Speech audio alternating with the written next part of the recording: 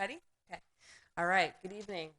This meeting has officially started. This is the Village of Royal Palm Beach Education Advisory Board meeting for May 8th. Welcome, everyone. It's great to see you in our last meeting of this school year. Congratulations. And we will start the meeting, as always, with our Pledge of Allegiance. So please rise.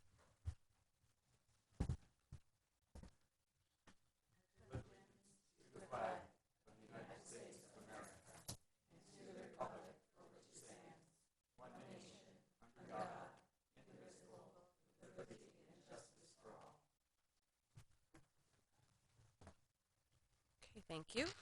And the next item is the roll call. Thank you, Chair. Chairwoman Jennifer Sullivan, Here.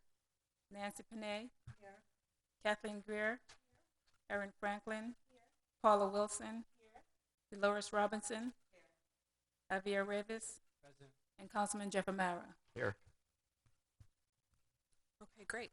Before we start with presentations, I said it was the last meeting of the school year. It's also our last meeting with our student council liaison, Javier Rivas, and we do have a little certificate of appreciation for him. So I'd like to read that, and then we're going to take a quick break to take a photo, and then we'll be back to the agenda. Does that sound good?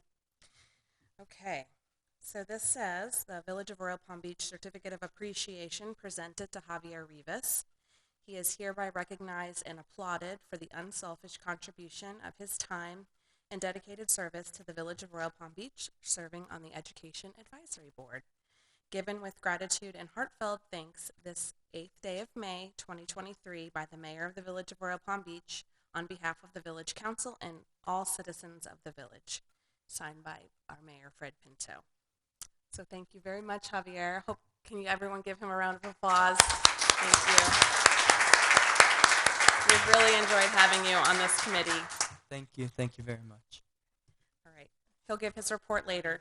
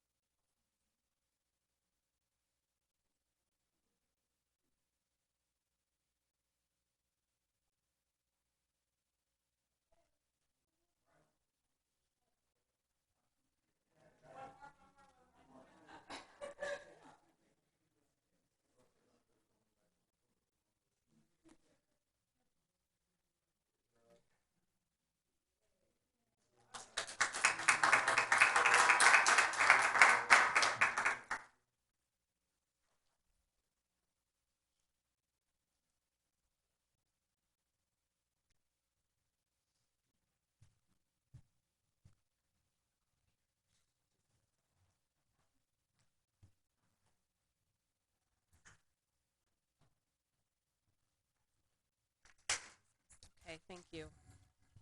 Want me to introduce? Okay. All right, next item, I would like to introduce Ms. Dolores Robinson, our new alternate member of this Education Advisory Board. Thank you for being here today. Would you like to tell the group a little bit about yourself? Yes, good afternoon. I'm happy to be here among you. My name is Dolores Robinson. I work with Palm Beach County School District for over 30 years in various capacities. I've worked with kindergarten all the way up to adult ed. Administration, grant writing, where I wrote a grant over $250,000 for my school. I ended up working with Southern Association of Schools and Colleges, accrediting schools throughout the state of Florida. I'm also a published author of 2 books, and I hold a United States patent. Presently, well, for the last 24 years, as a side hustle, I had a business, a business consultant license in Palm Beach County. And right now I'm in the process of developing a digital business on the internet, teaching inmates, male, female, and the young inmates how to start a business upon their return to the public, as well as other people who would like to. So I'm glad to be here, and I hope I can be of service to you all. Okay.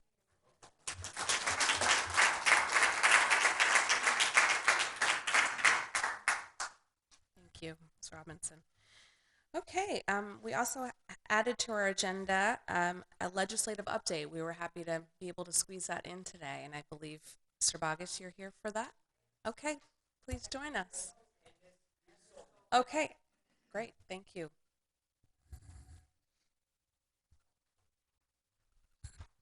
Good afternoon, good evening. Ooh, hello. My name is Jay Bogus. I serve as our Chief of Staff here in the School District Palm Beach County. We are pleased to be here. Just a little on the legislative front. As you know, legislative session closed on Friday. So this is us coming back 48 hours here to you on Monday with it very wet. Ink hasn't even dried. And I can tell you, we're kind of opening up with the idea that anything that I say today very well could be changed amendment by the governor or vetoed by the governor within the budget. But there are some bills that are pretty lock solid, and with the close of session, confident in speaking to that. I have my colleague today, Ms. Rita Solnet, who serves as both our federal lobbyist, but lives here locally and does a lot of local work, state, and, as I stated, on the federal level. So she is an incredible, I'll say, jewel in our crown. So Ms. Solnet, thank you for being here with us, and she'll be helping me a little bit with the Q&A back and forth if you all have any. I wasn't going to provide a presentation, but I do have one, so if I can, we'll plug this in and see if that's possible. Chair Sullivan? Maybe. I know I think we have someone who's helping us with some tech tonight. Okay. If not, that's okay. I can roll right through it. Okay.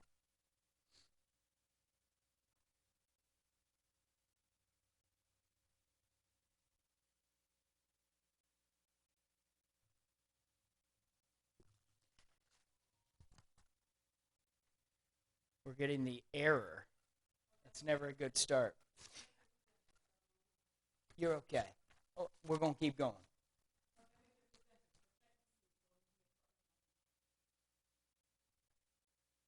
I see you. Uh-huh. Gotcha. You seeing me?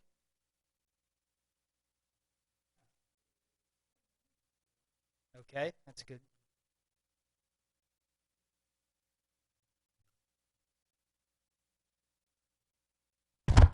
Are you all seeing that? All right. So you're with me. All right. We're going to first start with, I would say, what hit the largest headlines in the last 60 days. And that is the passage of HB1. This was, I'll say, both on the House and Senate side, this was the priority around education and the universal voucher concept that has not only been proposed, but passed here in the state of Florida by Governor Ron DeSantis. It will take effect July 1st, 2023. And to speak at it to a macro level, this is going to provide funding dollars out of our public education funds, our FEFP, our base student allocation, and provide them to private, parochial, homeschool entities for about the same calculation that we're currently receiving at any of our district-operated schools.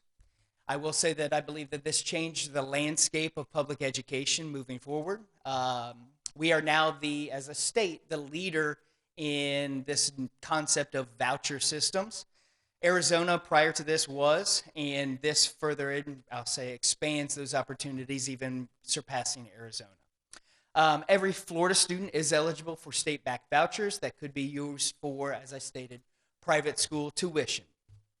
Depends on who you ask on this House or Senate side, but anywhere between, we're saying, $180 million annually to start off, up to $400 million if you were to take the House calculation of that.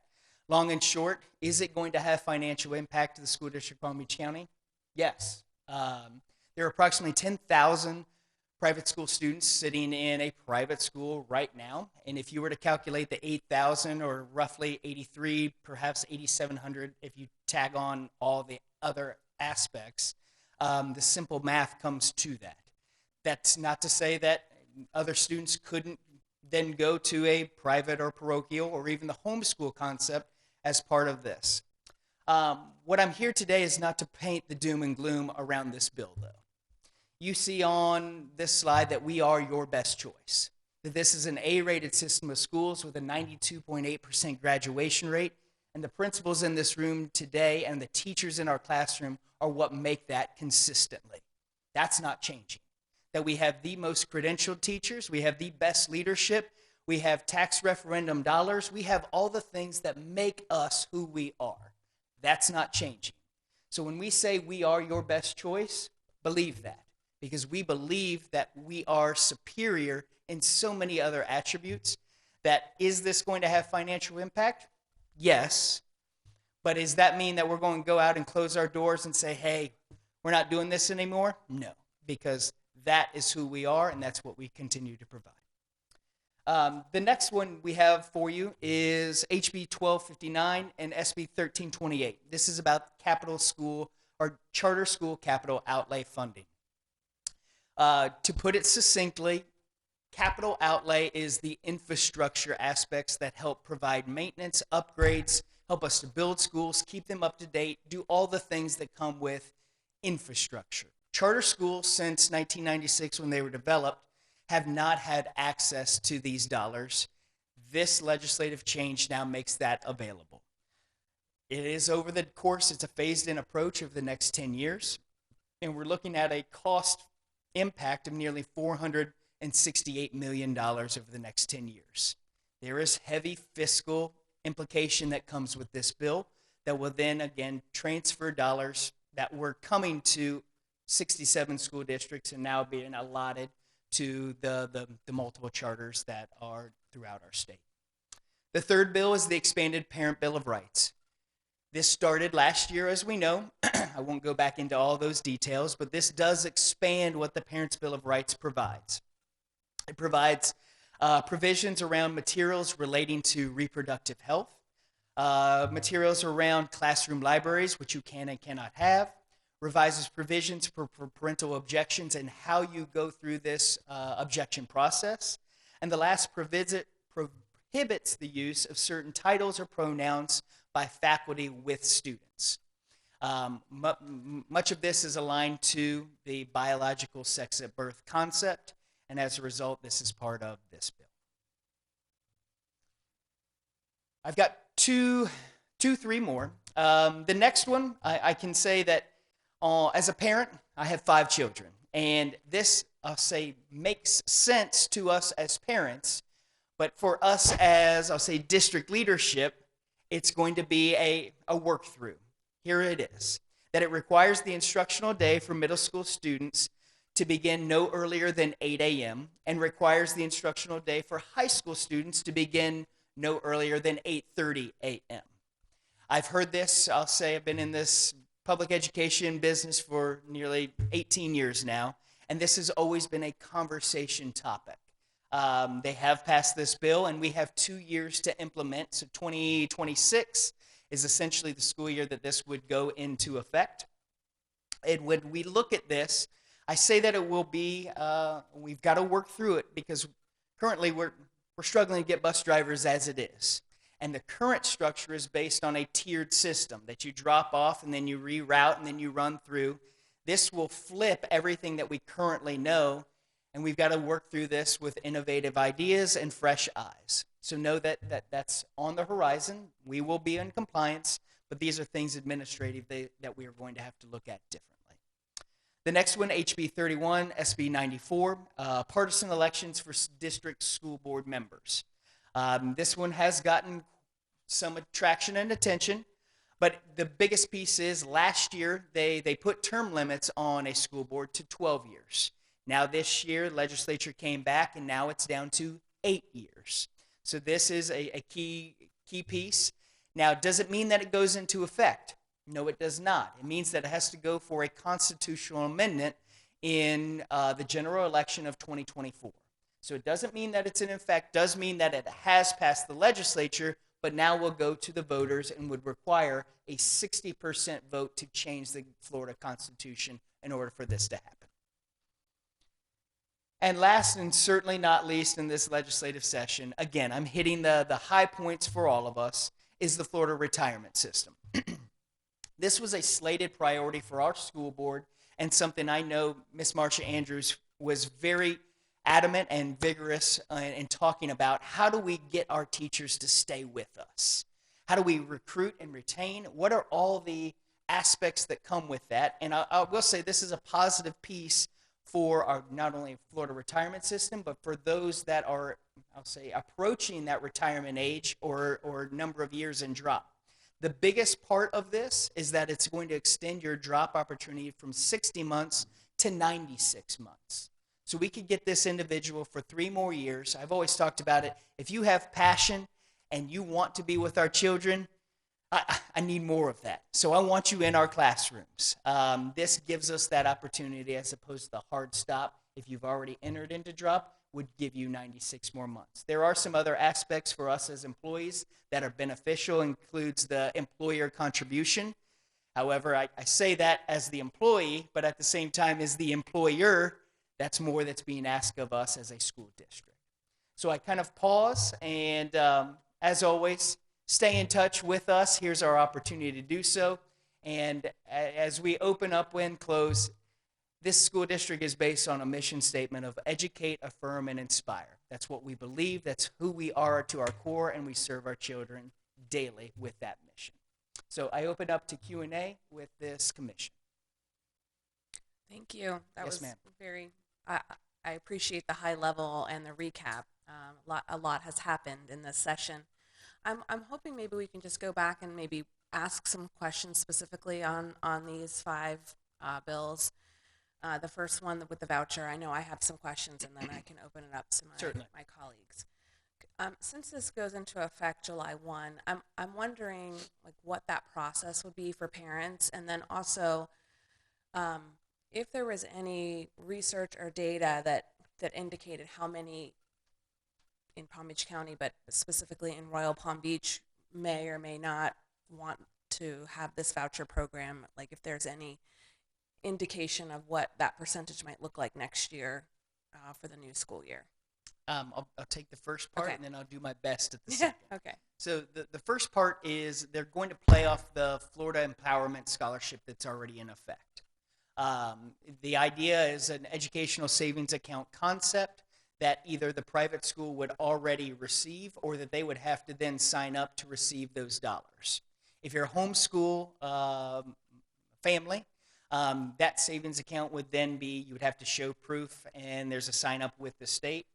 Same concept, though, that they would provide you the dollars on a 4 times a year payment structure. Same with the private school. Our school district does have FTE period where they do a student count, and then that's how we get paid.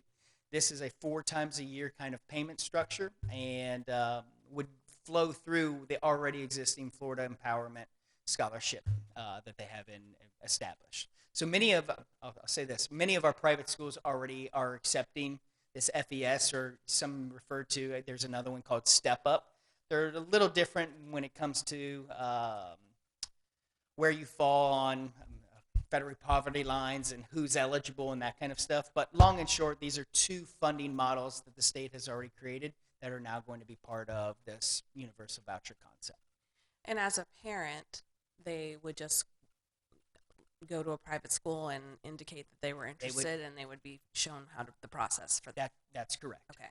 And to my knowledge, most of the private schools are already offering this, accepting this, and are planning to. I was on a trip with a variety of private school leaders in the last 2 weeks, and I'll say the feedback that I received is that they're all looking to probably participate if they're not already.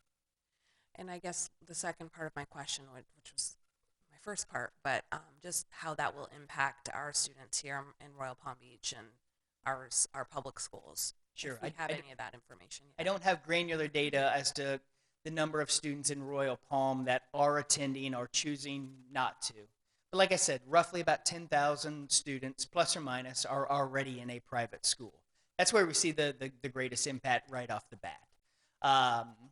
As I do think that this continues to expand or grow, you're going to see more and more opportunity for folks to have private or parochial. The growth and resurgence of what that looks like to open up schools, maybe even more so than the charter movement that we've seen, for the last 20 plus years.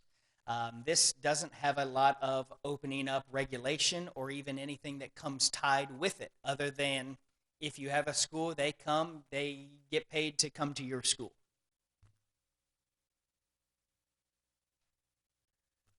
Other questions about this particular bill, Javier?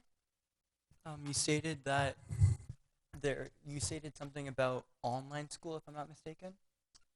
Homeschool. Homeschool. That's what I meant. So Yes. homeschool students will be also receiving vouchers through this bill. That's correct. Okay. Yep. Will that include students who are enrolled in FLVS, Florida Virtual? So FLVS is going to be a recipient of this, but so is a charter or district. So kind of look at it no matter where you as a student would choose to go, you now have public tax funding that would allow you greater opportunity to go wherever you want to. And this is my other question on the homeschool thing. Will students only be able to use the funding for academic use, or could they use it for personal use as well? It's not for personal use, but there are some aspects with the homeschool that you could buy a laptop or a computer or a printer or tied to your academic success.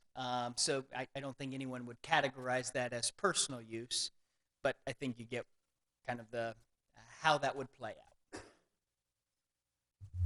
Yes, ma'am. I was a little confused.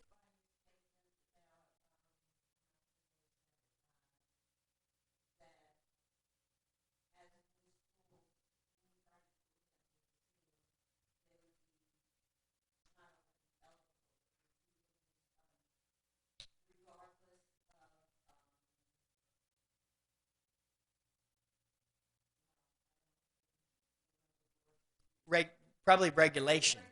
Yeah. Sure. So even if you want to open and create a charter school, there's a process. There is a sign-off, and ultimately, the school board of Palm Beach County is the sponsor to the 51 charters that we have within Palm Beach County. They're a public entity that have checks and balances that we sign off, and there's a governance structure established in order for them to do the work that they do. There is nothing set up for this voucher concept that would require much of any of that oversight or regulation that comes with. That's what I meant by that. Yes, ma'am. Other questions about this? Just one last quick question. How much will the vouchers be? Like, how much will students be receiving with the vouchers? I'm responding with about $8,000, but I'll put a plus or minus next to that. I've seen calculate 8,300 if you include transportation or school food service, 7,750 but I mean, I think roughly use a calculation of $8,000 is the dollar amount put to our students no matter where their feet go. Anything else? Questions? Okay. Will you flip to the next slide? Just Be glad to. know that the charter school capital funding and the expanded parents bill of rights. I don't have specific questions on this. Does anyone have any questions, comments? Okay, next one. Middle and high school start times. All I have to say is my son, who's graduating this year, is very mad that this is going into effect next year, in 26. And the partisan elections. Any questions or comments on those? Yes. Will an elementary school time like stay the same?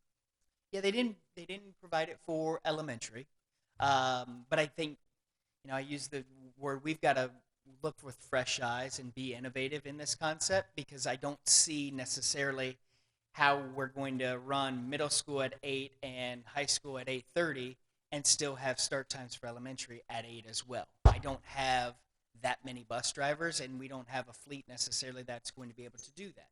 So we've got 2 years to come up with whatever that construct and tiered system is going to look like. But long and short, know that you've got an incredible superintendent, Superintendent Burke, and a leadership team that is forward-thinking that I do believe will be able to accomplish this task. Yes, ma'am. Is there already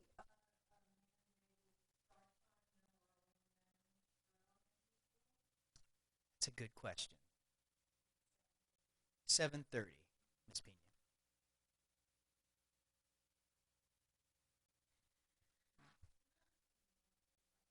Yes. Do you want to come on up, Ms. Solnit? Before you step down, though, I Oh, do yes. just have a kind of a generic question. So, in a very politically positive way, you said we have an outstanding set of leaders and, of course, staff and faculty and all of that that's going to find a way to deal with all this stuff. By any chance, was there any additional resources provided to be able to accommodate some of these stretches? No.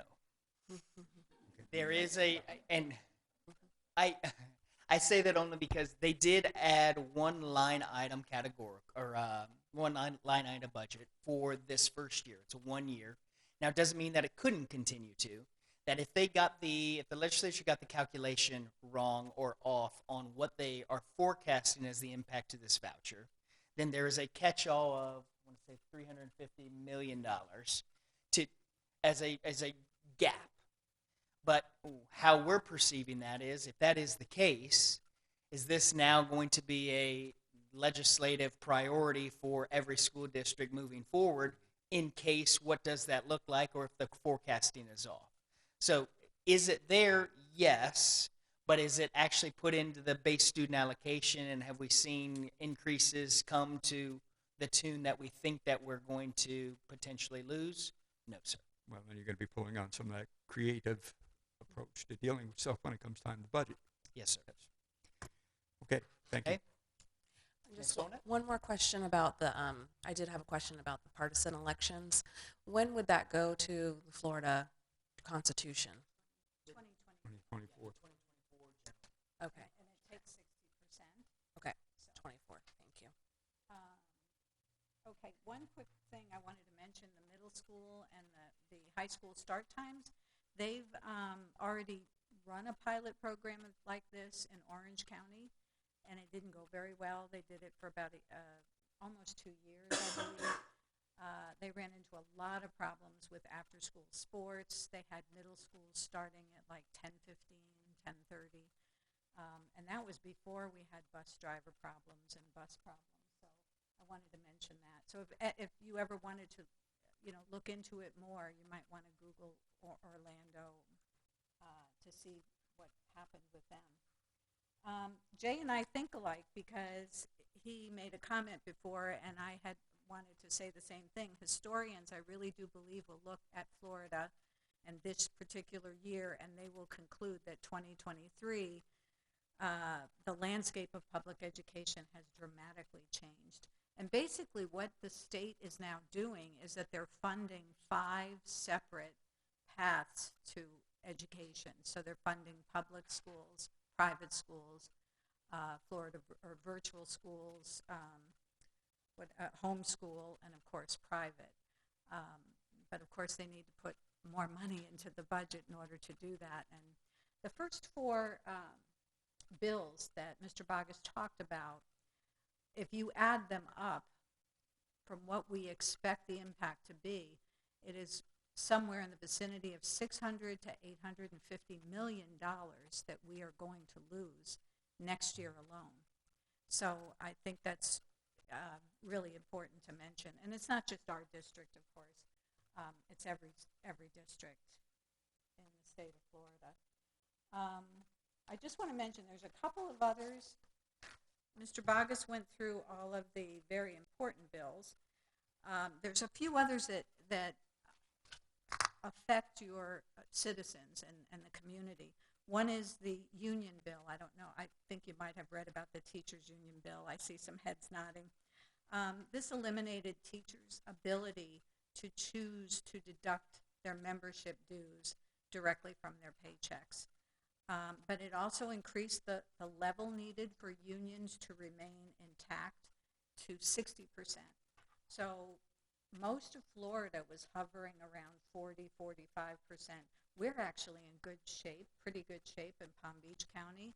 We have the highest percentage of membership. I think before this bill we were 55, 56%. So I know they're working very hard at going up to that 60%. But teachers' unions have been tremendously impacted this year. So I wanted to make sure you were aware of that. Florida High School Athletic Association this year gave the governor control over the Florida High School Athletic Association board because he wanted control over the board. It also provides that private schools would be considered public high schools within this bill. So we really need to look at the language in that bill and see what that means as far as sports goes. There's another bill that the governor signed today, but also passed the Senate and the House, and it's called the TikTok bill. Now, some teachers may there's some clauses in this bill that are good because it talks about cell phones in classrooms, which drive teachers crazy. But it does ban the use of TikTok in the classroom, and we're trying to find out if that spills over into YouTube because it's really kind of vague. It talks about social media, and we're concerned because a lot of teachers use YouTube lessons. So the TikTok bill did pass. There's also a piece of that TikTok bill that does not allow Chinese citizens to purchase land in Florida. I'm sure it's going to be written about tonight and talked about, but the governor is coming down very hard on China, basically. So he started off with TikTok, and now he's moving into their inability to purchase land. And there's all kinds of parameters and criteria around that. There's another bill that passed last week. We expect the governor to sign it. It's called Safety in Private Spaces. It makes it a second-degree misdemeanor to enter a restroom that does not align with your gender at birth. And I was particularly concerned about this bill because it specifically mentions teachers, administrators, and school resource officers so that they should report this crime if someone enters a restroom that doesn't align with their gender at birth. So that bill passed, and we do expect the governor to sign that. One other bill that passed is that 18-year-olds are now allowed to purchase assault rifles. Back in the time of Stoneman Douglas, that was one thing that we were able to get passed. They bumped up that age to 21, and this year they reverted it back. Now it's back, so 18-year-olds can buy assault rifles. So that's all I have. Unless you want to know anything about the federal level, I'd be happy to talk about that. Any questions? Are there any positive things that came out of this I know. legislative session for the school district? I almost wanted to stop and say, please don't shoot the messenger. This is so hard to give this presentation this year to any organization. But Mr. Bogus, you mentioned two things. I do. The Um, pension. Chair Sullivan, I'll provide two. The one was that drop. We lobbied hard to say, hey, please don't take a teacher that wants to be with us. We need passion, we need innovation, we need great mentors and mentees in our classrooms. If they're willing and wanting to stay, don't take them from us. And that's essentially that 96 months. The other was, as of the last 2 weeks, the concordance scores. So they had changed and we knew this was coming. Even there was talks of it pre-COVID, and then COVID kind of kicked the can on us. But where you were able to use SAT, ACT, or PERT as a concordance score to the old FSA or now FAST testing. They were going to draw a line hard and fast and say no. And that will have tremendous impact on graduation rates and ultimately the successes of our students. We've been working behind the scenes. They filed a bill last Wednesday. It was passed by Friday. That is going to allow the PERT to be used. I can tell you our high school principals are thrilled from that, and our instructional superintendents and so on, because that gives the student one more chance to get over that line. And I'll just speak frankly. Once we get to that point with our kids and they've got the credits, it's not about coming back for summer school with gaining credits or I missed this. This is a test, a high stakes test, that if you don't have it, and they've probably tried it a couple of times, without this equivalency test, we lose this kid altogether. They go off into summer. The likelihood of them coming back is not near as high as if it was a summer school credit recovery concept. So I say that to note those are our two big wins from this legislative session, and two things that our school board had already prioritized to say, hey, what can we achieve, and let's go out and get it, and we did. That really was a big win, because we were looking at 2,800 students in Palm Beach County that were likely to be impacted. And we were right down to the wire, worried about how many might not graduate. That's correct. All right. Thank you very much for your leadership. Thank you.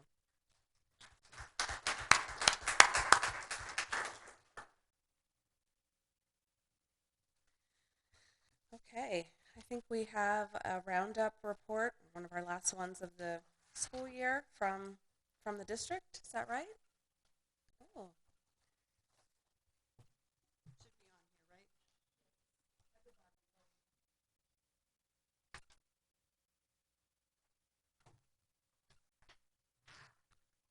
All right, well, good evening, everyone. I'm Karen Wetzel. I'm the instructional superintendent for the Central Region Secondary Schools here in Royal Palm Beach. Valerie Haynes could not be with us this evening, so you have Vivian Green and myself to present tonight. I want to bring greetings from the superintendent and the deputy superintendent, and it was so nice to have Mr. Bogus and the team here tonight as well. I do want to recognize our principals and our leadership in the audience. You all raise your hands, wave. Yay! What a great showing. Thank you all for being here. And of course, I'd be remiss if I didn't mention Mrs. Marcia Andrews, our wonderful board member. So good evening. I'm just going to go ahead and get started, and then I'm going to turn it over to Mrs. Green. Obviously, always need to start with the strategic plan and the strategic outcomes that we are working through in order to provide your best choice in public education. And so good evening, everyone. I cannot believe that we are here, May 8th, 2023, wrapping up another wonderful school year. And I have the pleasure of sharing with you some of the wonderful things, and I say some because there are many, many more things that are happening in the elementary schools here in the village of Royal Palm Beach. So starting first with Cypress Trails Elementary School, where Mr. Bruce Salter is the principal. At Cypress Trails Elementary School, they hosted their annual family game night, and they had families that participated with math activities. They also had teacher-led additional sessions to show families how to incorporate academics into games at home. Another important celebration at Cypress Trails Elementary School involves two of their employees. Cypress Trails congratulated two of their longtime employees celebrating 25 years of working in the school district of Palm Beach County. So hats off and celebrations to Tracy Robinson, first grade teacher, and Miss Kelly Hind, after school care director. H.L. Johnson Elementary School, where Dr. Crystal Amato Kacharski is the principal. At H.L. Johnson Elementary School, they are working towards their Green Initiative. And in April and May, on their Green Collection Day, they collected 349.5 pounds of plastic. And they are celebrating because not only does that reduce the amount of plastic in the community, but it helps toward their Green Initiative goals, as well as set an example for their students. H.L. Johnson also recently celebrated their field day, and I had an opportunity to just observe some of those fun activities that were happening on their campus. Royal Palm Beach Elementary School, where Mrs. Tracy Getty is the principal. They also have some really, really exciting news. Royal Palm Beach Elementary School participated in the Relay for Life on March 11th, and this particular event is personal for the team at Royal Palm Beach Elementary School, and they are very proud that their team raised over $3,000 to fund research, treatments, and support for those families battling cancer. So hats off to Mrs. Getty and her supportive team. Also at Royal Palm Beach Elementary School, the Bobcat Drama Club, handbells, and chorus performed the Seussical Musical. What an amazing night they had celebrating their Bobcat actors, actresses, and musicians.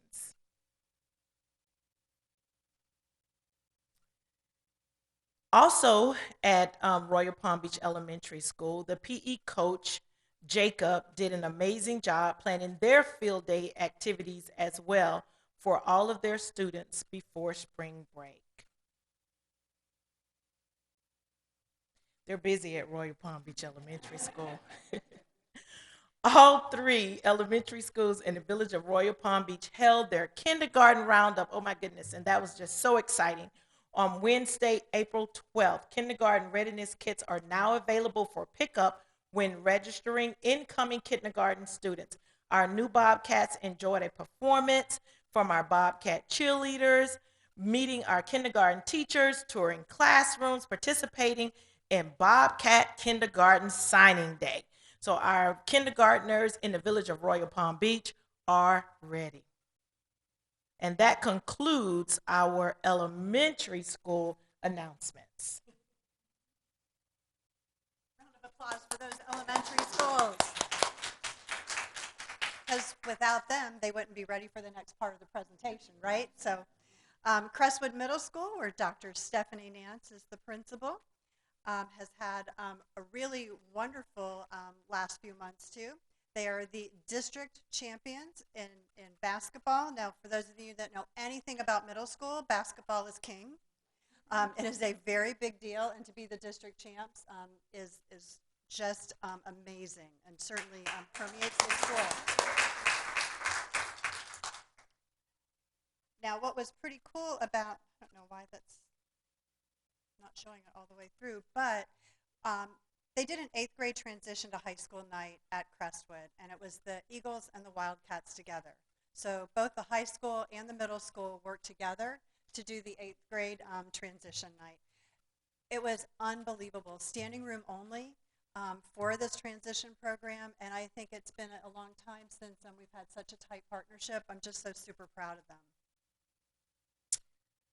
Crestwood had a multicultural assembly and heritage day that was quite a success, and I seem to see somebody on the stage, must be Mrs. Andrews. So Thank you for joining them, Mrs. Andrews. Very exciting. There you go. And you know, it's amazing. You go from basketball to the cultural assembly to working with the high school. And also, we've got the STEM pre-engineering program, the drones in schools. Crestwood Middle School's drone team has been selected out of 12 qualifying middle schools in the United States, not just in the state, not just in the district, but across the United States, to participate in the 2023 National Championship race in Denver, Colorado next month. So congratulations to the drones. Boy, they continue to sort of greatness here. Here is the SECME team with all of their awards and trophies and mousetrap cars. What an exciting, exciting day. And the Best Buddies program, we can see the students participating. We even have the school resource officer there working with everybody. So wonderful, wonderful events. And now on to Royal Palm Beach High School, where Michelle Fleming is the principal. And it was prom night, which we all know in a high schooler's life is just one of the greatest events, right, is being able to go to prom night. And this year they did Arabian Nights. You see the lovely pictures of the court and the king and the queen. And looks like the whole administrative team made it a white party. So just beautiful. And then we have a couple of student recognitions on here. Number one is Haley Acosta, who's been accepted into the Naval Academy.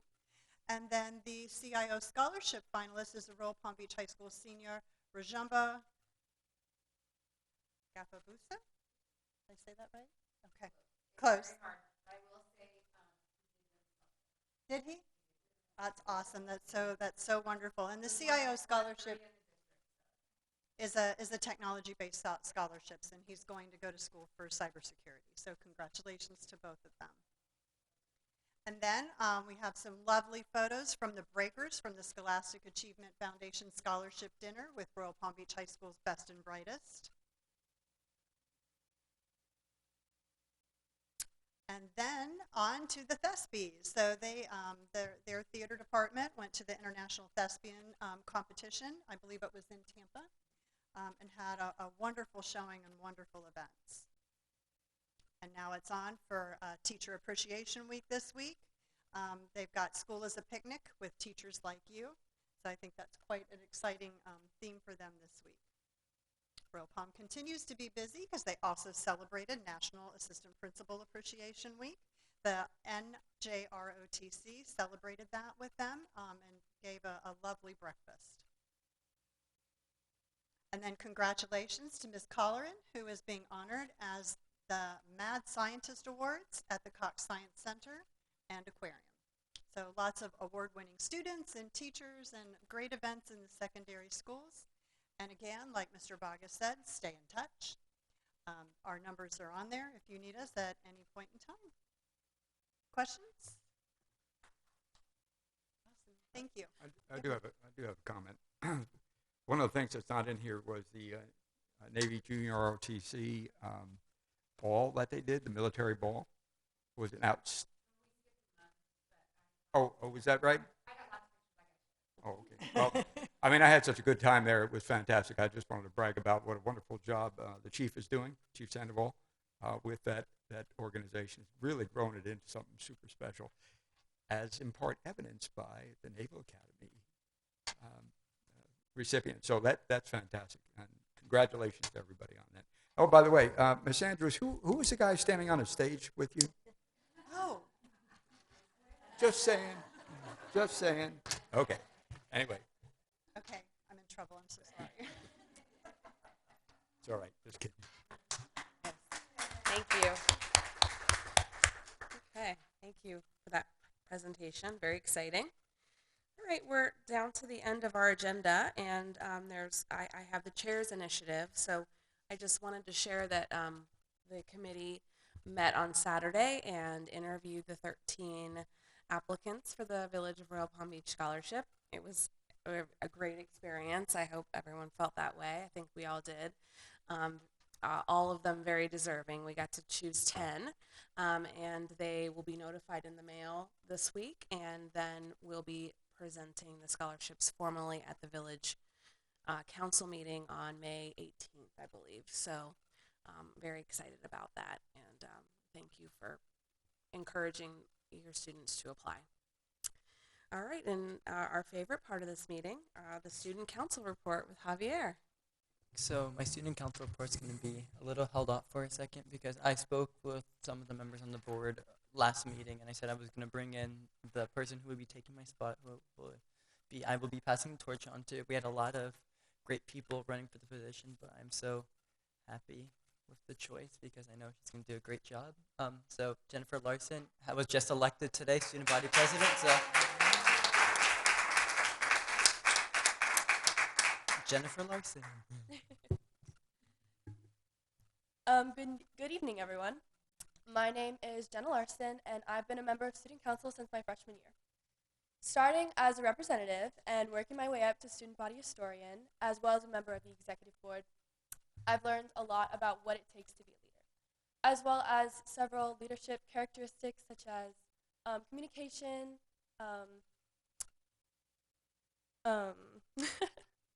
delegation, and taking initiative. I am absolutely thrilled to have been elected as the Student Council President for the 2023-2024 school year, and I just absolutely cannot wait to take this opportunity to bring new ideas and perspectives to the position. I just want to say a huge thank you to everyone at Royal Palm Beach High School, the faculty and staff, especially for Ms. Fleming, for doing such a great job this year and being so supportive of our student council. I really look forward to this school year, and I cannot wait to work with all of you and continue the great example that Javi has shown. Thank you. Welcome, Jennifer. So, like as Jenna said, she does a lot in student council, but she really does do a lot. She's the historian, and historian, in my opinion, does the most amount of work on the executive board. She's making all the project books for our competitions, winning 3 awards. She's one of the reasons we won the 3. She's the main reason we won the 3 awards. The main reason we won project of scrapbook at the local district competition. So Jenna, I'm so excited for next year. I really am for you. For you and I know student council is in extremely great hands next year, definitely. Let's go on with my report really quick, everyone. So even though it's the end of the year and this is the last Friday for seniors at Royal Palm, the 12th, we still have a good amount of stuff going on. Yeah, it's so weird to think about, but I don't know. It's a lot to take in, I guess. I'm very excited.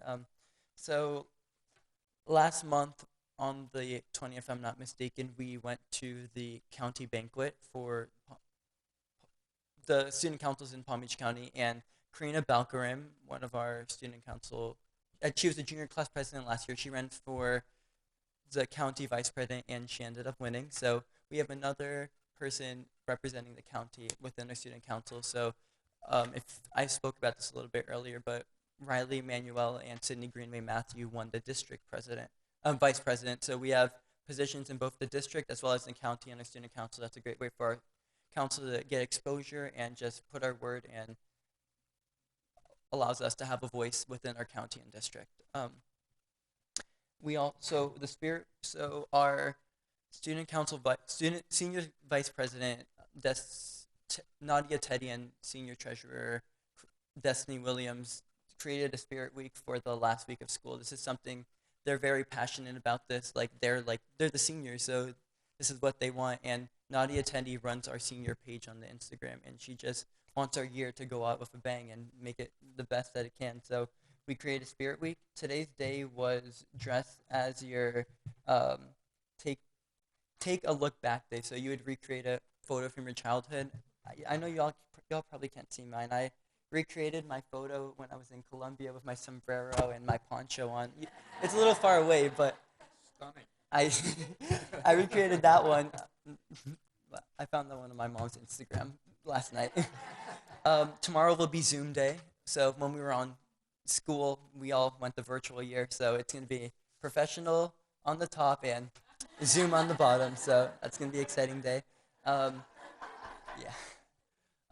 May 10th will be college and career day, so you can either wear your college or the career you would be pursuing. I'm going to be wearing medical scrubs because I will be pursuing nursing. So, um, and then and then the 11th will be Senior Citizen Day, and this is so exciting because the lunch activity that day is bingo. And I was like, as soon as they said bingo, and all the seniors in student council had to pick a day, I literally was like, I need bingo. I want to do bingo.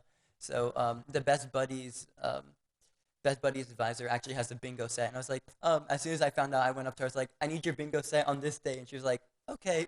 So thank you, Miss Perez. And the last day will be Blackout Day, where we just wear all black, just last day for us seniors. So student council is also doing some other stuff, especially for Teacher Appreciation Week.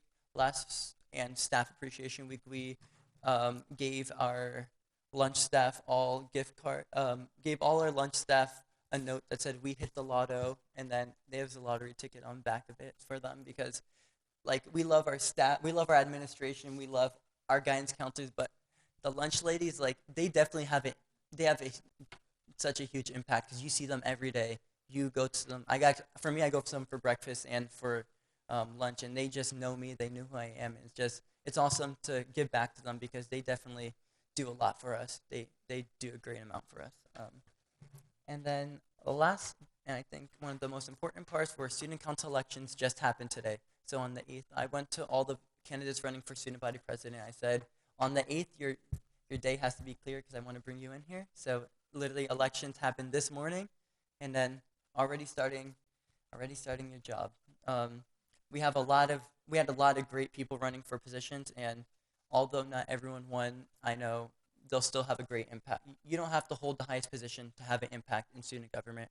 So I'm just really happy with how it looks for next year for student council. And one more thing. So DECA, my friend Brianna Genova, she was actually supposed to come today, but her and my mom had to go shopping really quick. they had to go to get some stuff from the store, and she was helping my mom out with some stuff. So Royal Palm Beach High School had 8 qualifiers for ICDC, which is the international competition. 3 of them ended up going. Although none of them made it to day 2, which is the finals round, they still had so much enjoyment and got to learn so much out of it. Brianna ended up getting Certificate of Excellence of combined score of 80s, which is a record for Royal Palm Beach High School. We're breaking records in a lot of things, student council as well as DECA. She's definitely has brought the chapter of Royal Palm Beach High School's DECA to a whole different level. She's very strong, strong woman. Like she knows what she wants and she goes for it. And an 80's a super high score. This is a very high score. It's just that the categories are so competitive at the international level. And then there was another student who went to like a little seminar class and got he became a Thrive Academy like certificate holder. So he went and like got a certification in like it's like a mini class that you take there. And then so they had 3 people who attended the ICDC, which is the most in Royal Palm Beach DECA history. I had one more thing to say. I forgot. Oh my gosh. If I remember, can I bring it up a little bit later? Yeah. Thank you. That's all for right now. Thank you. Oh, I remember. So this Friday, student council, we have a banquet, and that's when we pass the torch during the inauguration meeting where we do that. So we're doing this year a little different. Student council definitely has gone through a lot this year with some of our advisors changing, and the people who took over for the advisor spots, they're doing really great jobs.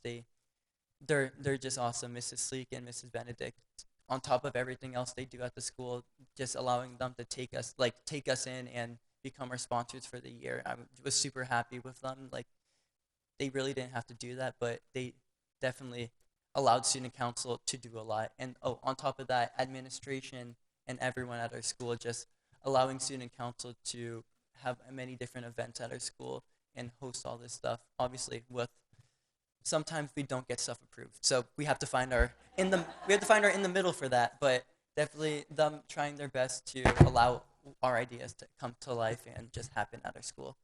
So this year we will be having a banquet this Friday, and then that'll be followed with a council lock-in. the chaperones are going to be Miss Sleek, Miss Benedict, and Mr. Patterson. He's one of our student council parents as well as a teacher at our school. So very excited for that, starting new traditions on this not so new year for student council. And not so new, not so common year, a very different year for us. So might as well end it with a different banquet. I really thanked everyone and allowing me to come and speak every month on this board and just allowing me a voice in the town, a voice in Royal Palm. I really appreciate it, and have a blessed day.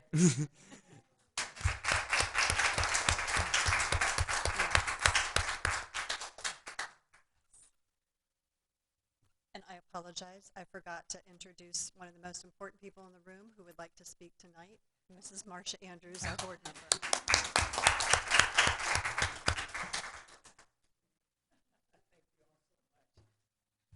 And we're all important in the room, but I could not let this night go by without saying to the advisory board, Ms. Sullivan, Chair Sullivan, all of the board members, Javier, we've just really enjoyed you so much. You've been a great president. Councilman Hamara, you are awesome. We're everywhere together. I'm your twin. But I wanted to say to you all, I really wanted to say thank you. It's been a good year. On behalf of our superintendent, Superintendent Mike Burke, he wants to thank you, all 7 school board members. We really appreciate the partnership that we have in our communities with our educational advisory boards, our elected officials. We're all one, and these are our schools. And when I look out in the audience and see all of my wonderful principals, you all are awesome. You've been with us, the new student council leader. We can't wait to begin working with you. It's been a wonderful year, everybody. It's been a wonderful year. And I wanted to especially invite you to graduation, the crown jewel of what we do. Javier, I'll be there to shake your hands. It's going to be my pleasure because I know you. But the big date is May 24th at 1 o'clock. And Mrs. Fleming is right there. She's going to be our leader as we take our seniors to the last march of the big day for great things to come, but great things have happened for you at Royal Palm Beach High School. And we usually have a special placement for our Educational Advisory Board in the front.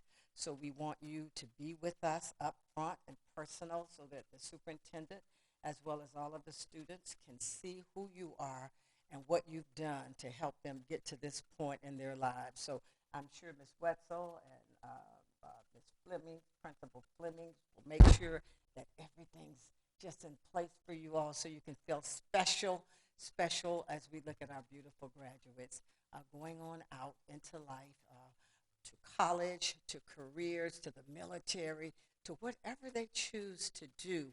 Something that will be a special day will be graduation day, and you're a part of that history. So I look forward to kind of touching all of you on that big day and saying thank you again for everything that you've done for us. And I also want to say that our mental health team and our safety team want to come at the beginning of the year. Let's try to work them in early because safety and mental health is very critical. So lots of things are happening with the School District of Palm Beach County and keeping our children safe this year. We have our panic buttons. We're also getting metal detectors. So there's a lot of things that are happening, and we want to start the year out for you to know about all the additional things we're doing to keep our schools safe. And one of the things will be the new metal detectors that are coming. And also, we won again. So I beat you all with this one, everybody. I was with the Palm Beach County Council of Math Teachers on Saturday, and Royal Palm won again. We have the Elementary Math Teacher of the Year, Elaine Guelli. Am I pronouncing that correctly, Tracy? Yes, she is the Elementary Math Teacher of the Year from right here in the village of Royal Palm Beach at Royal Palm Beach Elementary School. Stand up and get a hand out. Yes, for your school. Yeah. And it came right from us. It's a great time of the year, as you heard about the proms, the Dwyer Awards, Pathfinders are coming. Graduation is the best time of the year. It's the time that we celebrate our successes with our children who have been with us from kindergarten all the way up to 12th grade. They're walking out into the world, and we want them to know that we will hold them up as they move forward into their lives, and they can always come back to our educational advisory boards and help us out so that we can make sure everything goes smoothly. And also, I just wanted to say, on my behalf, from the school board, we really appreciate everything you could do. It's been a tough year with the legislature, but we're going to be fine. We are the school district of Palm Beach County. We are your best choice. I grew up here in Palm Beach County School District and graduated. I just know when we think about all of our career academies, all of our beautiful children that you're going to see graduating over the next few weeks, it shows that we are your best choice. And I just can't wait for another school year, and we're going to make it happen for children so that they will know that we are the best choice in Palm Beach County. Ms. Wetzel, you're awesome. Valerie Haynes, Vivian Green, leading the team of schools. It's a big job to lead schools, and you all have been there. And when I think about our schools in the Village of Royal Palm Beach, they're magnificent. I have 41 schools in District 6, but I can tell you, you in the Village of Royal Palm Beach, you're awesome. You're at the top. So thank you very much.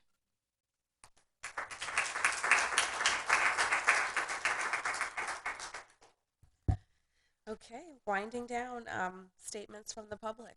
I think everyone got a chance to speak today. And the approval of the minutes from the advisory board meeting from March 13th. You received those via email, committee members. Thank you. Second? Okay. All in favor? Any opposed? Okay. Then that is approved.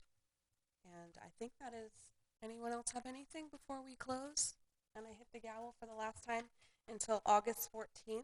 I'll see you guys again. Have a wonderful summer. We really enjoy listening to you. We're very proud of you, and we're proud to help be your ambassadors out in the community for the village. So thank you very much. This meeting's adjourned.